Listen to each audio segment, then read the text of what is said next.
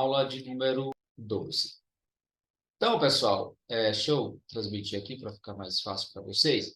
Aqui nós vamos falar do contexto histórico literário. Lembra que eu acabei de falar com vocês aí sobre o contexto histórico específico, contexto histórico geral específico, agora sobre o contexto literário. Então, uma pesquisa hermenêutica, ela envolve, primeiro, uma análise contextual geral, segundo, análise contextuais específica, e uma análise do contexto literário. Lembrando que os livros têm ferramentas para isso, não se preocupe quanto a isso. Qualquer dúvida, você me procura no privado, que eu te dou a citação. Eu coloquei no grupo de vocês aí obras que vocês devem comprarem, que ajudam nessas informações. Tá bom, pessoal? Então, o que seria o contexto histórico literário? Vamos lá. Isso aqui, nós estamos com a passagem de Gênesis 39. Como que o livro de Gênesis é dividido literariamente, né? Como eu falo literariamente, é a maneira literária, escrita, desculpa aí o erro da pronúncia, literária, né? A maneira como esse livro foi dividido.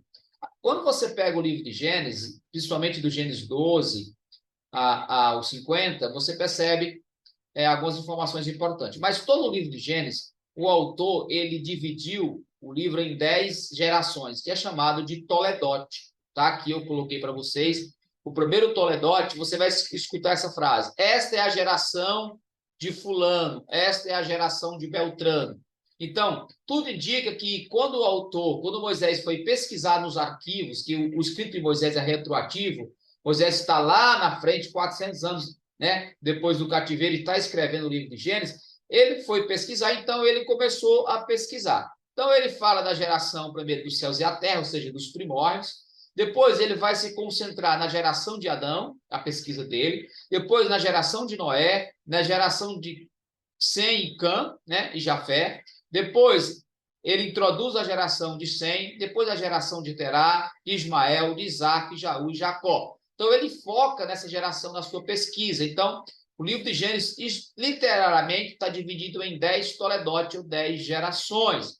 É claro que quando você lê lá no livro, você não percebe isso. Esse esboço, essa forma aqui literária, está na Bíblia NVI. Você vai encontrar ele prontinho, desta forma, na questão introdutória do livro de Gênesis, você vai encontrar essa estrutura. E também nos livros do Antigo Testamento, né, eles têm a presença desta forma. Então, cada um desses toledotes, cada uma dessas divisões, tem um tema específico, está voltado. Então, eu preciso saber a estrutura literária. Normalmente, as Bíblias de estudo, se você abrir sua Bíblia de estudo, você vai ver que ela tem um esboço. Geralmente, o esboço é a estrutura literária da passagem.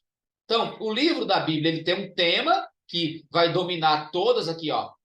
Vai perpassar aqui, né?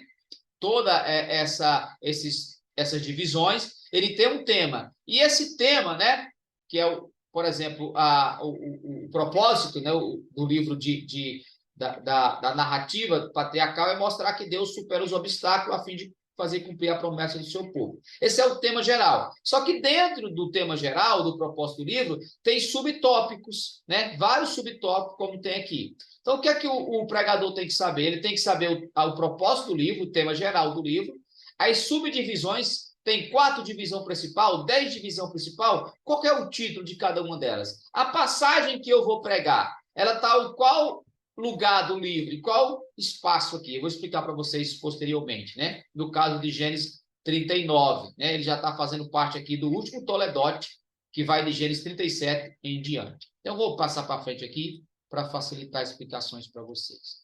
Então, vamos lá. Eu acho o esboço, né? Eu vou lá na Bíblia minha, acho o esboço. A Bíblia de Estudo tem ali o esboço, ou no comentário bíblico, ou no livro de introdução ao Novo Testamento. Eu encontro o esboço. Aí, então, eu vou encontrar a minha passagem dentro do esboço. A passagem de Gênesis 39, a história de José, está no último toledote, que vai de Gênesis 37 para frente. Então, essa narrativa ela é a última, ela está no clímax. Então, a minha passagem, ela faz parte, né, ali da história, o clímax, é o ponto alto. Deus vem livrando o seu povo, colocando a sua mão, abençoando o seu povo. E a história de José é a mais linda de todas, porque ela é o clímax, é para fechar. Então, o que é que eu tenho que fazer? Depois que eu olho lá dentro do esboço, eu descobri, né, eu tenho ali o esboço da passagem, eu encontrei que a passagem, o livro, né, tá, eu tenho um esboço do livro, eu percebi que o livro tem 10 divisões, né? 10 divisões. Dentro dessas 10 divisões, onde que se compra a minha passagem? A minha passagem está na 10ª divisão. Não, está na 2ª divisão. Qual que é o tema dessa 2ª divisão? É tal. Então, a minha passagem tem que estar subordinada ao tema do livro, a minha passagem tem que estar subordinada à divisão principal do livro. Então, observe a dinâmica, né?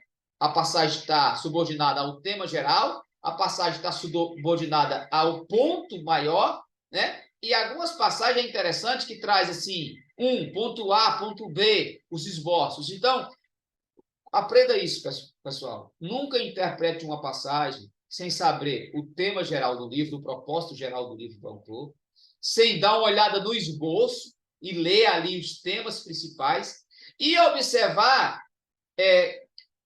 a sua passagem está ligada a qual desses tópicos, dessa divisão. Qual é o título dessa divisão? Será se o tema da sua passagem não está muito relacionado com o tópico ali que está no esboço da Bíblia? Então, antes de você estudar a sua passagem, você precisa saber como é que essa passagem está estruturada no todo do livro. Ela está fechando uma ideia, ela está abrindo uma ideia, é uma introdução, é um meio da conversa. Qual é a função dela dentro do livro? Né? Como que ela se relaciona? Aí nós chamamos isso de contexto remoto. O que é o contexto remoto? Né? Qual seria, então, o contexto remoto da passagem que estamos analisando, no caso de Gênesis 39, 23? Então, percebe que na divisão do livro, a passagem se encontra na última divisão do livro, que é o 10º Toledó, que introduz a geração de José e vai até o Gênesis 50. Então, dentro da estrutura literária, né, a narrativa de José é o clímax da narração. Então, a gente percebe que o contexto remoto, né, é você observar onde que a sua passagem está dentro desse contexto remoto todo. Como que ele se encontra, aonde que ela se encontra. A sua passagem se encontra exatamente aonde dentro do livro, da estrutura do livro.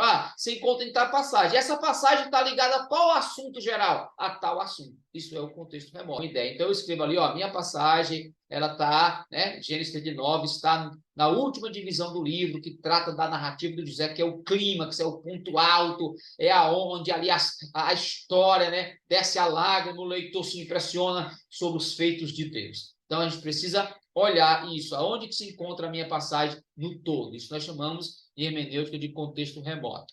O outro contexto, né, é o contexto imediato. A passagem que antecede. Então, o que seria, explicando, o que seria contexto imediato? É você analisar qual é a passagem que vem antes e vem depois da sua. No caso de Gênesis 39, que nós estamos aqui, o que vem antes é Gênesis 38, 1 a 30. O que é que essa passagem vai narrar? A conduta de José, do irmão de José, Judá. A passagem que vem depois, a gente 40, né, marca o momento em que José interpreta os sonhos. Então, portanto, a passagem em análise possui uma ideia completa, independente da que vem antes, que vem depois. Então, o Gênesis 39, 39 não é uma continuação do 38, eu não preciso reler para entender. Já Gênesis 40 depende de Gênesis 39, mas Gênesis 39 não depende de 38, então não depende do 40 para ser interpretada. Ela possui uma ideia por si só. Porém, existe passagem da Bíblia que você depende da anterior e da posterior para você ensinar. Por exemplo, quando você encontra uma passagem nas cartas de Paulo, que ele começa assim, portanto, meus amados irmãos, se ele está usando portanto, é uma conjunção conclusiva.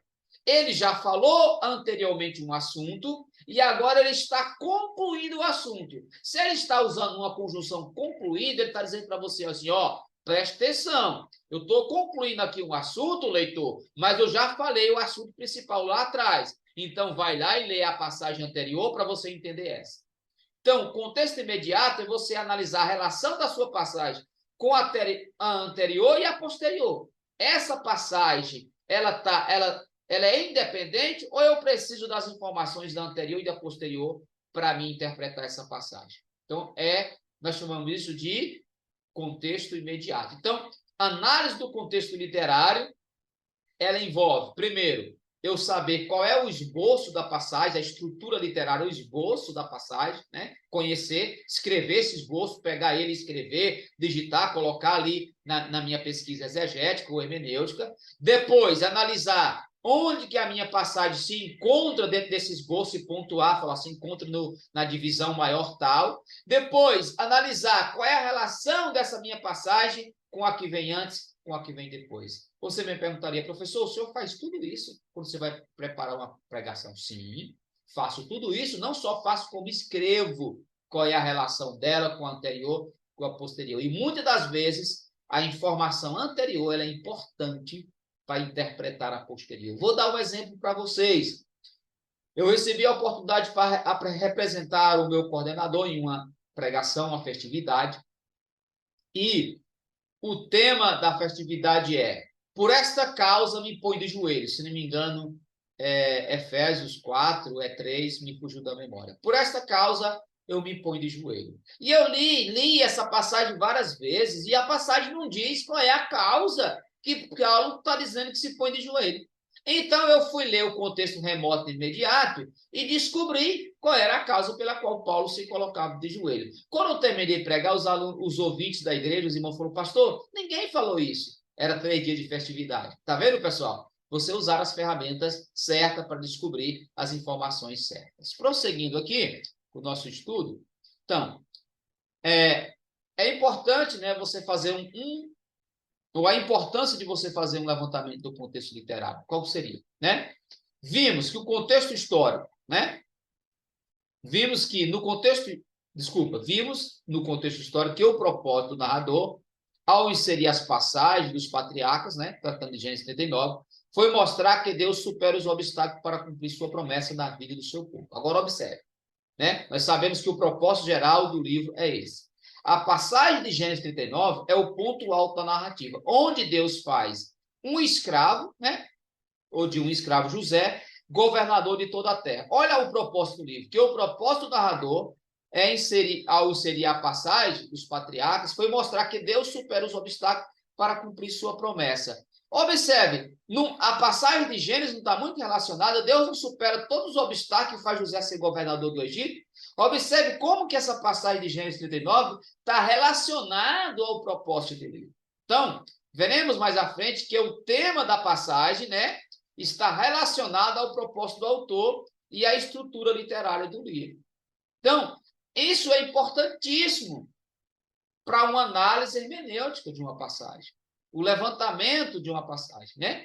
Então, não podemos desassociar, a passagem está muito relacionada ao propósito do livro que ele foi escrito, como eu coloquei aqui para vocês. Então, uma das importâncias, né, de fazer esse levantamento do contexto histórico, contexto literário. Então, quando você olha para a passagem dentro da estrutura literária, você vai perceber que dentro da estrutura literária a passagem está muito relacionada ao propósito, o tópico dela ali está muito relacionado a propósito. Então, nas próximas aulas, nós vamos falar sobre as características, as peculiaridades das narrativas bíblicas. Então, para um pouquinho, pessoal, o que eu quero que vocês pensem.